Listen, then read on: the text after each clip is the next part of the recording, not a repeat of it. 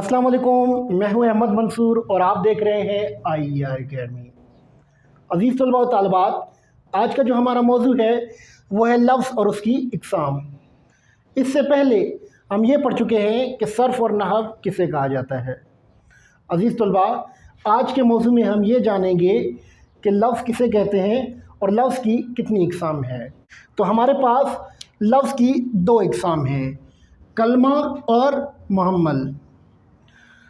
लफ्ज़ की इक़साम की तरफ जाने से पहले हम ये देखेंगे कि लफ्ज़ किसे कहा जाता है।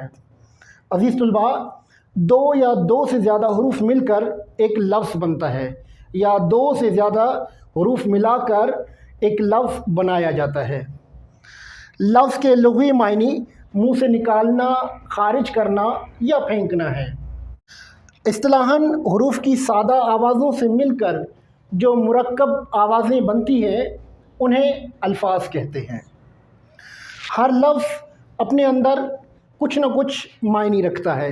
हर लफ्ज़ के अंदर कोई न कोई मायनी होते हैं, मगर बाज़ अल्फाज जुमले से बाहर हों तो बेमायनी होते हैं या बेमायनी लगते हैं, मगर जुमले का हिस्सा बनकर वो बामायनी हो जाते हैं। मसलन पर और से। अब देखिए, हमारे पास पर और से ये ऐसे अल्फाज हैं जिन्हें अगर अकेला लिखा जाए तो इनके कोई मायनी नहीं रहते या इनके कोई मायने हमें देखने को नहीं मिलते, लेकिन अगर इन्हें जुमले में इस्तेमाल किया जाए तो ये बामायनी इस्तेमाल हो जाते हैं। तो हमारे पास दो जुमले हैं ऐसे जिनमें हमने पर और से को इस्तेमाल किया है। तो पहला जुमला छत पर चढ़ या छत पर चढ़ो।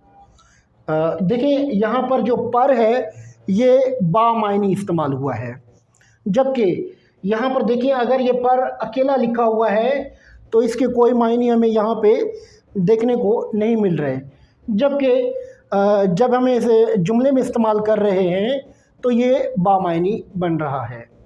इसी तरह हमारे पास जो दूसरा जुमला है वो है अनवर से कलम ले आ या फिर अनवर से कलम ले आओ। यहाँ पर क्या है, जो से है वो बामायनी इस्तेमाल हुआ है, जबकि अगर इसे अकेला लिखा जाए, जैसे कि यहाँ पर देखिए हम इसे अगर लिखते हैं से तो यहाँ पर इसके कोई मायनी नहीं है। अगर हम इसे जुमले में इस्तेमाल करते हैं तो ये बामायनी बन जाता है।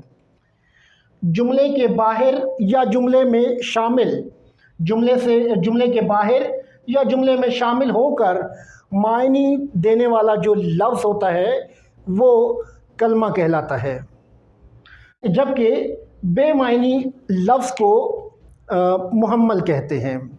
यानी कि जो बामायनी लफ्ज़ होता है उसे कलमा कहा जाता है, जबकि जो बेमायनी होता है, जिसके कोई मायने नहीं होते, उसे मुहम्मल कहते हैं। इसकी मज़ीद मिसाल देखते हैं। देखिए, हमारे पास कुछ अल्फाज हैं जैसे कि किताब, घर, स्कूल। ये तमाम हमारे पास क्या हैं, कलमा है, इनके कोई ना कोई मायने हैं। इसी तरह जैसे कि हमारे पास कुछ दो जुमले हमारे पास मौजूद हैं, जैसे कि अनवर की शादी बड़ी धूमधाम से होगी। अब यहाँ पे अनवर की शादी बड़ी धूमधाम, यहाँ पे जो धूमधाम लिखा हुआ है, अगर इन्हें देखा जाए तो ये जो धूम है ये क्या है, कलमा है, जबकि अगर धाम देखा जाए तो ये मुहम्मल है। अब यहाँ पे अगर धूम लिखते हैं तो इसके कोई ना कोई मायनी है, ये बामायनी लफ्ज़ है, जबकि हम अगर धाम लिखते हैं तो इसके कोई मायनी नहीं है, लेकिन अगर इन्हें एक साथ लिखा जाए तो ये बामायनी लफ्ज़ बन जाते हैं। इसी तरह हमारे पास दूसरा लफ्ज़ है, दूसरा जुमला है भाई पानी वानी पिलाओ।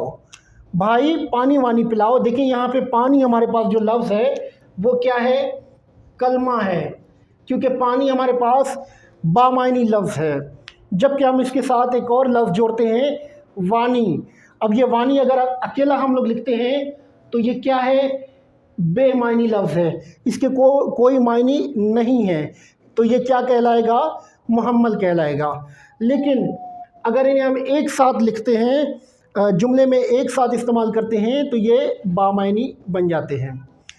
اسی طرح آپ کو روزمرہ زندگی میں ایسے اور بھی کئی الفاظ دیکھنے کو ملتے ہیں، جیسے کہ کھانا، وانا، یہ وہ الفاظ ہیں جو کہ جملے میں استعمال ہو کر بامعنی بن جاتے ہیں، جبکہ اگر انہیں اکیلا لکھا جائے تو ان کے کوئی معنی نہیں ہوتے۔